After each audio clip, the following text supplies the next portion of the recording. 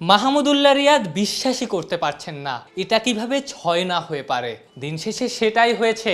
দারুণ ক্যাচে মাহমুদুল্লাহ রিয়াদ তো ফিরেছেনই, ফিরেছে বাংলাদেশের জয়ের স্বপ্ন।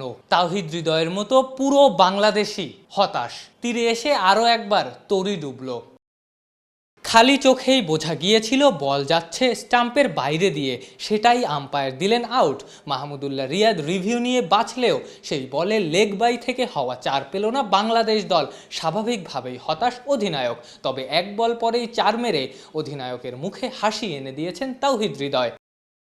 ঠিক পরের ওভারেই আরও একটা বিতর্কিত সিদ্ধান্ত, আম্পায়ার্স কলে এলবিডব্লিউ হৃদয়, কিন্তু যে সিদ্ধান্তকে চাইলেই নট আউট দেওয়া যেত সেটাই তো ন্যায্য হতো।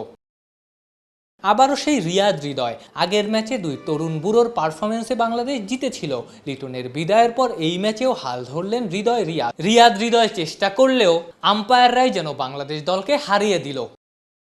তানজিদ, লিটন, শান্ত, সাকিব কেউই যেখানে সুবিধা করতে পারেননি সেখানে ব্যতিক্রম তাওহিদ হৃদয়। যেন সবাই ব্যাট করছেন এক উইকেটে, হৃদয় আলাদা।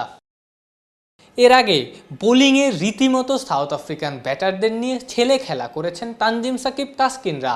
4 ওভারে 18 রানে তানজিম সাকিব নিয়েছেন 3 উইকেট, তাসকিন 19-এ 2টা উইকেট। না পেলেও মুস্তাফিজ দারুণ বোলিং করেছেন, তিনিও দিয়েছেন সাকিবের মতো 4 ওভারে 18।